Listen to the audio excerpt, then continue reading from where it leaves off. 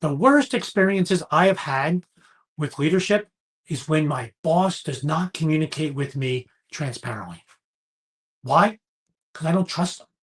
I always feel when they're not transparent with me, they're holding information, there's some kind of political agenda. I can't give them my full trust. Those are the words from a client I was working with. What would the folks that work for you say about you? Are you a transparent communicator? Today, let's explore the three elements of transparent communication. Number one, clarity. Two, empathy. Three, actions. Welcome to Great Transition Strategies Monday Morning Stand Up. 5 minutes, get your week off to a great start and give you something to help make you a more effective leader so you can love what you do. All right, let's go through those three elements right now. Give yourself a score where you think you are today, and let's see if it changes as we go through the three elements. First one, clarity. To me, if you are communicating with clarity, you're doing it directly, concisely, and honestly. Is that how you communicate? And when I say honestly, as a leader, you cannot always tell everybody everything. There are some things that you have to hold back. So honestly, to me, is are you communicating everything you can to those individuals? And ask yourself, am I holding things back? If I am, why am I holding back? What is the reason I'm holding them back?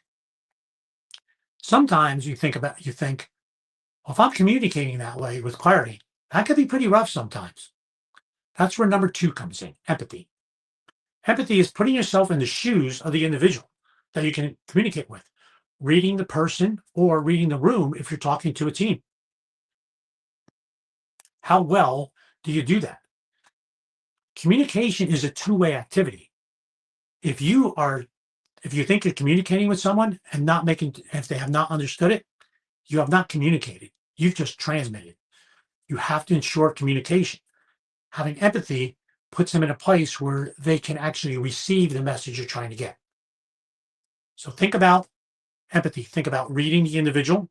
Sometimes it'll be just reading the room and changing your tone, changing how you're doing it, or sometimes it's a back and forth to ensure that what you're transmitting is understood. Think about the challenges that you've had. Think about a really challenging conversation that you had recently. Did you have empathy for that person? Number three, that leads us right into number three, which are actions. What are your actions when you communicate something? Have you ever heard this quote? I can't hear you because your actions are so loud. What that means is we might be saying something, but our actions don't line up with what we're saying. Say it's holding someone accountable. Maybe there's some standard.